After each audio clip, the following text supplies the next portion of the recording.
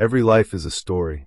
The question is, are you the author, or merely a character repeating lines that were written for you long ago? Think about the way you explain yourself, to others and to yourself. You say things like, "I'm not good at math," or "I've always been shy," or "I'm the type of person who can't settle down." These phrases feel harmless, but they're not. They are fragments of a story you've been telling yourself for years, sometimes without realizing it. And here's the unsettling truth. These inner narratives don't just describe your life, they shape it. What story are you living by right now? Who taught you that story? And is it really yours? We often assume that our identity is fixed, like a stone hidden deep in the ground. But psychology reveals something stranger. Who you think you are is a narrative, a collection of memories, interpretations, and cultural scripts woven together into a tale you tell yourself every single day. And like any story, it can change. The hero can grow. The plot can twist. The ending can shift. This is the paradox of inner narratives. They feel like truth, but they are often choices. They feel permanent, but they can be rewritten. And understanding this paradox is one of the most powerful insights you can gain into yourself. Because until you see the story you are telling, you can't decide whether it's the story you want to keep living. Let me ask you something. When you look back on your past, do you see it as a chain of failures or as a series of lessons? When you think about your future, do you imagine it as narrow and predictable or wide open, waiting to be shaped? The facts of your life may be the same in both cases. But the story you tell about those facts changes everything. Your emotions, your motivation, your identity. The philosopher Nietzsche once said, "We have art so that we shall not die of the truth." In a way, our inner narratives are our art. They make the raw, chaotic experiences of life into something coherent. But coherence doesn't always mean health. Some stories empower us, others enslave us. Take, for example, the story of a man named Daniel. As a child, Daniel's father often criticized him, telling him he would never amount to much. Over time, Daniel absorbed this voice into his inner world.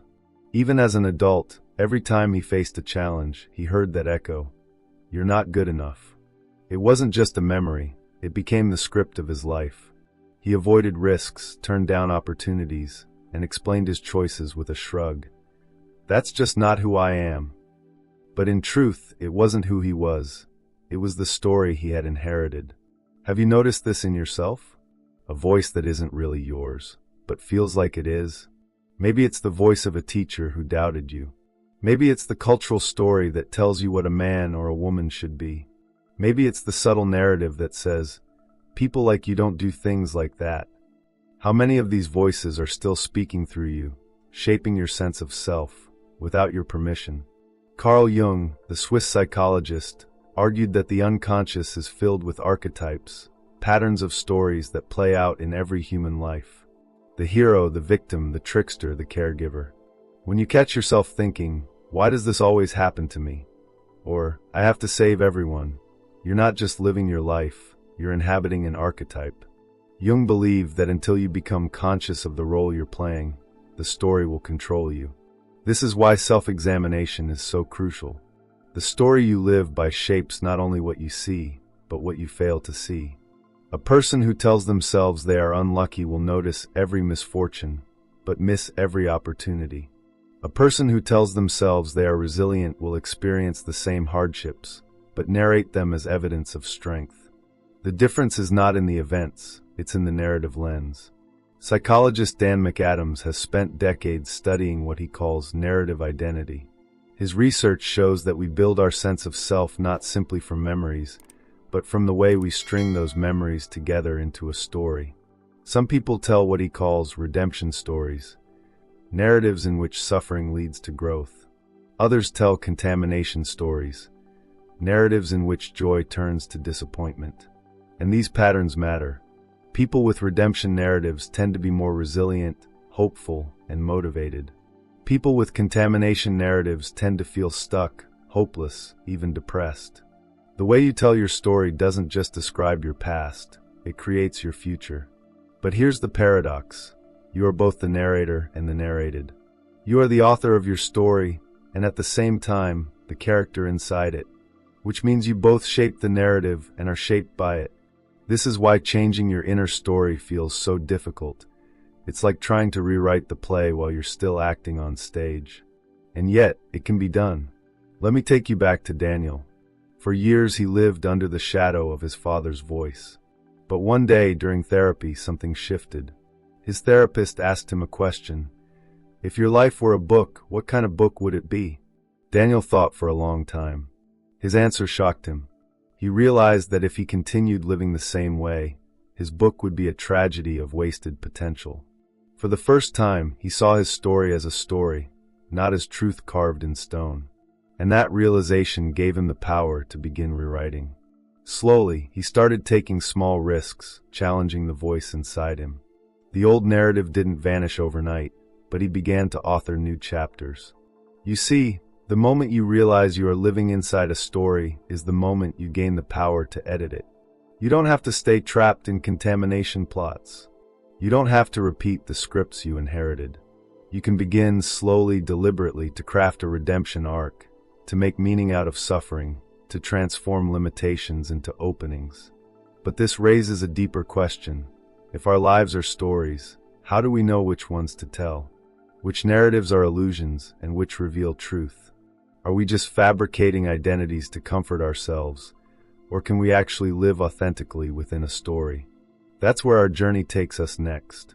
Because the psychology of inner narratives isn't just about recognizing the scripts we've inherited. It's about choosing how to live in the tension between truth and story, between memory and imagination, between who you've been and who you might yet become. Before we continue, I want to pause for a moment. If these reflections are striking a chord with you, if you're beginning to notice the stories that have been running silently in the background of your own life, then I invite you to stay connected. Think of subscribing not as a routine click, but as a kind of promise that you won't let your life story go unexamined. Because the story you tell yourself is too important to leave on autopilot.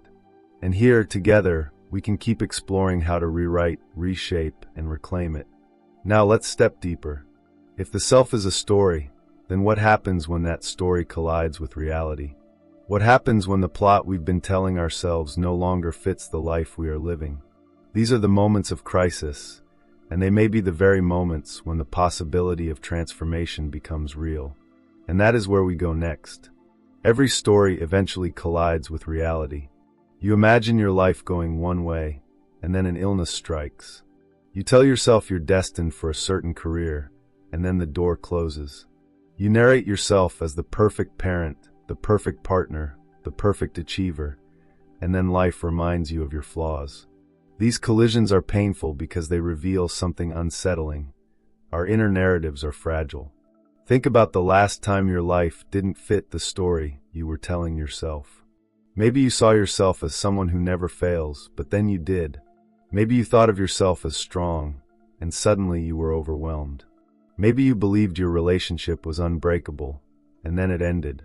What happens in those moments is not just disappointment. It is a rupture in narrative identity. The story cracks, and in the crack, the truth slips through. Psychologists call these narrative disruptions. They are the moments when the plot we've been following no longer makes sense, and we are forced to improvise. Sometimes we patch the story quickly, refusing to face the depth of the break. Other times, the disruption is too big to ignore, and we are thrown into what philosophers call an existential crisis. Søren Kierkegaard, the Danish thinker, understood this well. He wrote that despair is not merely sadness. It is the misalignment between the self we tell ourselves we are and the self we are called to become. Despair arises when our story is too small for the truth of our existence. Have you felt that? That suffocating sense that the story you've been living doesn't quite fit, but you don't know how to write another? That's despair, not as a punishment, but as a signal that a new narrative must emerge. But here's the paradox. The moments when our stories fail are the very moments when transformation becomes possible. The crack in the narrative is the opening where growth enters. Consider the psychological concept of post-traumatic growth. After significant loss or trauma, many people don't just recover, they reframe their entire lives. They tell a new story. They shift from I am broken to I survived, from life is meaningless to life is fragile and precious. The trauma doesn't disappear. It becomes a turning point in the narrative, a moment of redefinition. Let's return to Daniel, the man who once lived under the echo of his father's voice. For years, he avoided risks, believing he would always fail. Then came the rupture. He lost his job. His old story, play it safe, avoid risk, had not protected him. The disruption was devastating, but it also created space. For the first time, he had to ask, if I'm not who I thought I was, then who am I? The loss didn't destroy him, it opened him. In that opening, he began to experiment with a new story, one that allowed him to take risks, to pursue goals not because he was guaranteed success, but because failure was no longer the end of the narrative. Have you noticed how sometimes the moments you feared most became the moments you grew most? When you lost something you thought you couldn't live without, yet you lived. When you faced rejection that felt unbearable, but it forced you onto a new path. When you discovered weakness, but it awakened compassion. These are not just random events, they are narrative shifts. They are the places where your story cracked open, and you were given the chance to write a different kind of chapter. Carl Jung would call this confronting the shadow.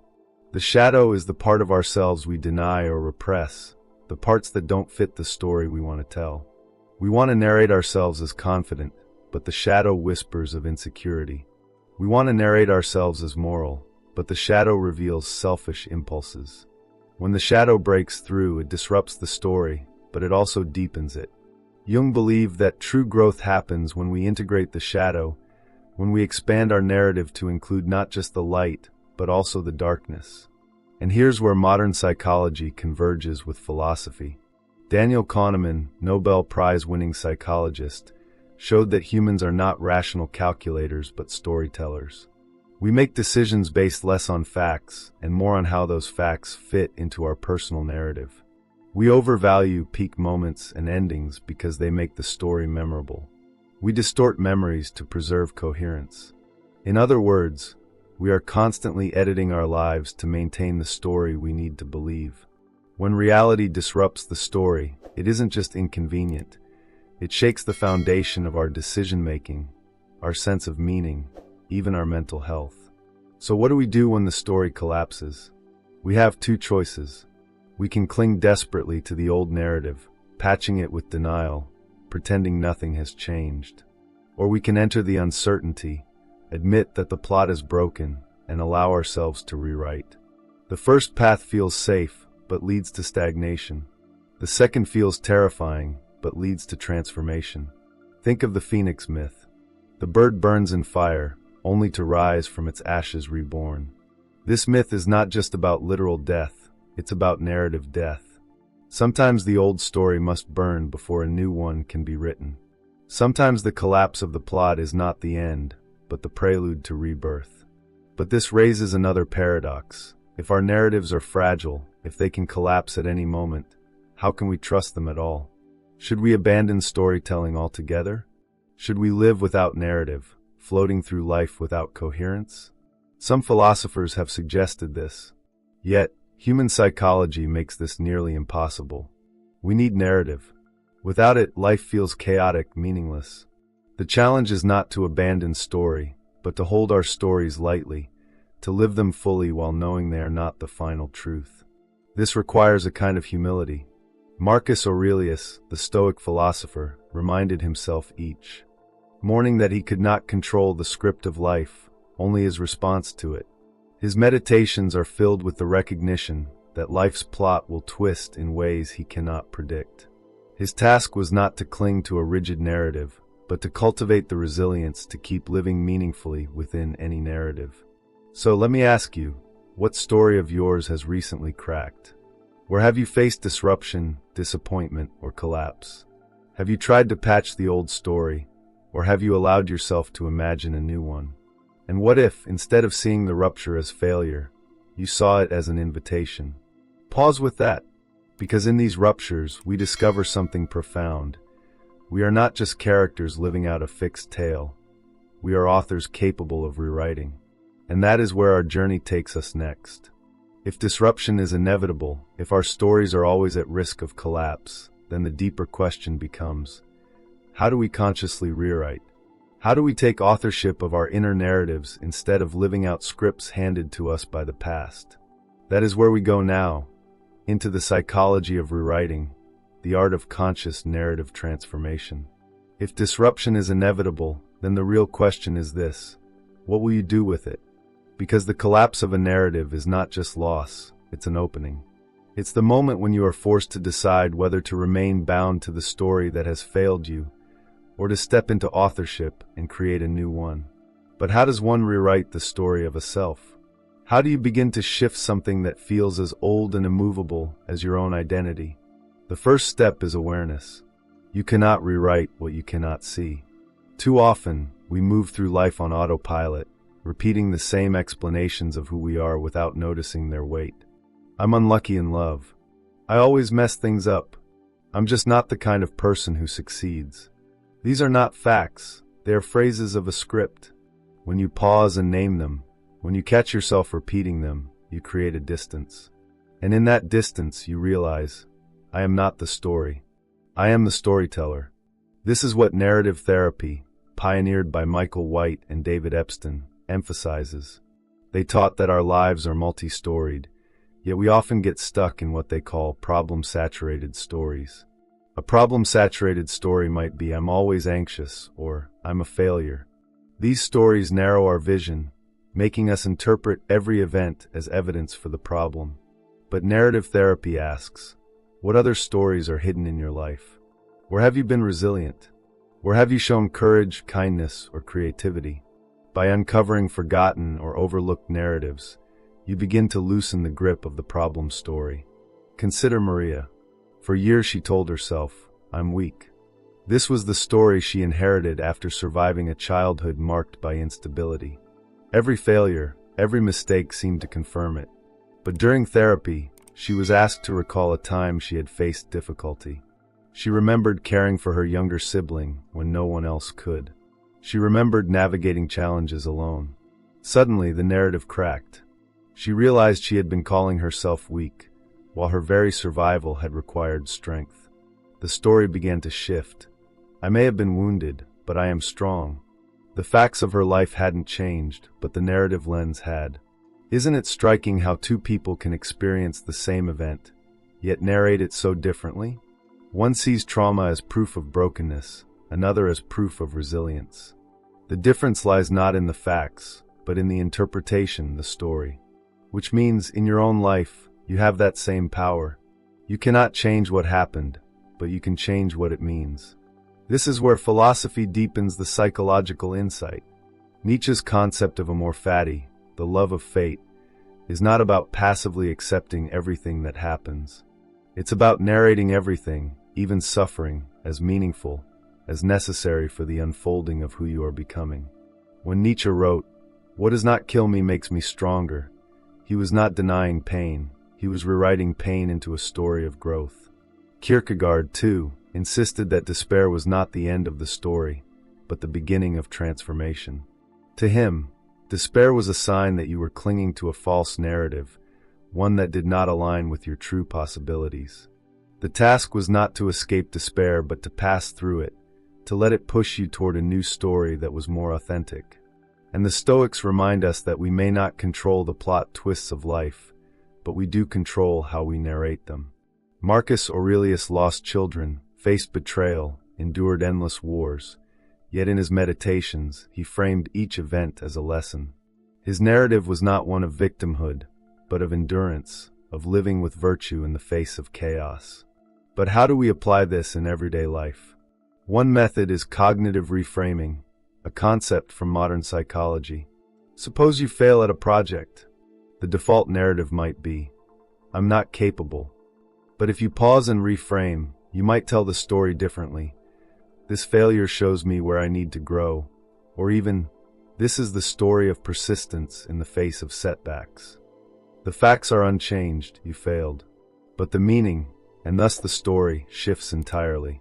Another method is journaling. When you write down your experiences not just as a record, but as a story, you begin to see patterns. You notice which themes repeat. You notice whether you cast yourself as hero, victim, or bystander. And once you see it, you can choose to retell it differently. Writing gives you space to become both the character and the narrator at once. And then there's the role of imagination. Too often we believe our story must follow the past. But imagination allows you to envision new chapters, new arcs.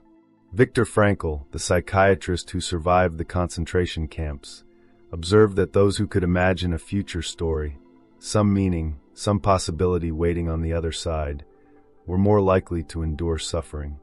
Frankl himself imagined lecturing about the psychology of survival after the war. That imagined narrative kept him alive long enough to make it real. So let me ask you, what future story are you imagining? When you think about yourself in 5 years, 10 years, what kind of narrative are you writing ahead of time? Is it a story of limitation or a story of growth? And if you were to imagine a future self looking back at you now, what would that self say about the chapter you're currently living? Pause with that, because every day you make choices, and those choices are lines in your story. Do you want to keep repeating the same plot, or do you want to author something new? Of course, rewriting is not easy. Old narratives have gravity. They pull you back. They whisper that change is impossible. They remind you of every past failure as if to prove their truth. But remember, a story is only powerful as long as you keep telling it. The moment you tell a different story, persistently, deliberately, the old one begins to lose its hold. And here's a secret. You don't have to rewrite the entire book at once. Start with a single chapter. Start with a single sentence. If your story has always been, "I give up," try writing instead, "Today I continued." If your story has always been, "I am unlucky," try telling the story of one small moment of fortune. These shifts may feel small, but every new line is a seed. Over time, they accumulate into a narrative that no longer traps you but carries you. But this raises one last question. If stories are so flexible, how do we know which story to choose? Is there such a thing as a truer story, or are all narratives just fictions we invent? This is where the paradox deepens. On one hand, all stories are interpretations. On the other, some stories open us to life, while others close us down. Some stories enslave, others liberate. The art of self-knowledge is not to find the final, perfect story. It is to choose the story that lets you live most fully. And this brings us to our final exploration. If rewriting is possible, then what is the ultimate purpose of these inner narratives? Are they just survival tools, or can they point us toward something higher, toward wisdom, toward transformation, toward a life of meaning? That is where we go next. We've traveled far into the terrain of inner narratives. We've seen how the stories we tell ourselves give coherence to chaos, how they can trap us in inherited scripts, how they can collapse in moments of rupture, and how, if we choose, they can be rewritten into tales of resilience and meaning. What remains now is not just understanding, but living, because knowing that you live by a story is only the beginning. The deeper task is to step into authorship. And here's the paradox at the heart of it all. You will never escape narrative. Even if you try to live without one, that becomes a story in itself. The goal is not to abolish narrative, but to recognize that you are both character and author. You inhabit the story, but you also shape it. You are written by life, and at the same time you are writing life. This recognition brings both humility and power. Humility, because you see how fragile and contingent your identity really is. Power, because you realize that fragility is also freedom. You are not carved in stone. You are not trapped forever in the first script you were given. You are, and always will be, in the process of becoming. Think about the way you explain yourself to others. How many of those explanations are actually just old lines, repeated without thought? I'm not creative. I can't change. I always fail. What would happen if you stopped reciting those lines and started experimenting with new ones?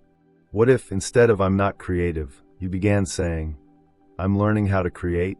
Instead of "I always fail," what if you told the story, "I persist, and every attempt teaches me something"? These may sound small, but they are tectonic shifts. Because when you change the story, you change the possibilities you can see. Nietzsche once wrote that we must become who we are. At first glance, that sounds contradictory. If you already are, why must you become? But perhaps what he meant is this: your truest self is not a fixed essence waiting to be discovered. It is a story waiting to be written. To become who you are is to take authorship of the story of your becoming, to refuse the scripts that diminish you, and to create a narrative that enlarges life. Jung would add that to become whole, you must include not only the roles you like, but also the shadows you avoid. To write a deeper story, you must make room for contradiction, complexity, paradox. A narrative without struggle is flat. A narrative without shadow is shallow. To live authentically is to weave both light and darkness into the tale, to acknowledge your flaws without being defined by them, to recognize your wounds without letting them be your prison. And psychology affirms this. Research on narrative identity shows that people who thrive are not those who have simple, happy stories, but those who can integrate difficulty into meaning. Redemption narratives, not because they deny pain, but because they transform pain into purpose. It is not about living without suffering, but about telling a story in which suffering itself has significance. So let me ask you, what kind of story are you telling right now? Is it a story that opens you to possibility, or one that closes you off? Is it a story of limitation or of growth, of defeat or of resilience? And if it's the wrong story, what is stopping you from rewriting it? Pause with that, because here lies the transformational truth. The psychology of inner narratives is not about discovering a final, perfect story. It is about realizing that your story is always unfinished, always editable, always alive. You are the protagonist, yes, but you are also the narrator. And that means every day, with every choice, you write the next line. There is a phrase from the poet Rainer Maria Rilke: the only journey is the one within. Our inner narratives are that journey. They are not merely descriptions of our lives, they are the very roads by which we live. And like any journey, the direction is not guaranteed. But if you walk it with awareness, with courage, with imagination, you can turn even the most broken path into a story worth telling. Now, as we close, let me leave you with this one question. The question that matters more than any definition or theory. If your life is a story, then what kind of story do you want it to be? Will it be a story of fear or a story of courage? A story of resignation or a story of transformation? A story written by others or a story written by you? That question, perhaps, is the truest measure of knowing yourself. And if this exploration has resonated with you, if it has stirred something in your own inner story, then I invite you to keep walking this path with me. Think of subscribing not as a click, but as a continuation of the dialogue. Every time you return, every time you reflect, you are choosing to write a richer, deeper narrative of your own becoming. And perhaps, together, we can keep asking the questions that keep our stories alive. Because in the end, you are not just living a story, you're shaping it. And the story you choose to tell may just be the most powerful thing you ever create.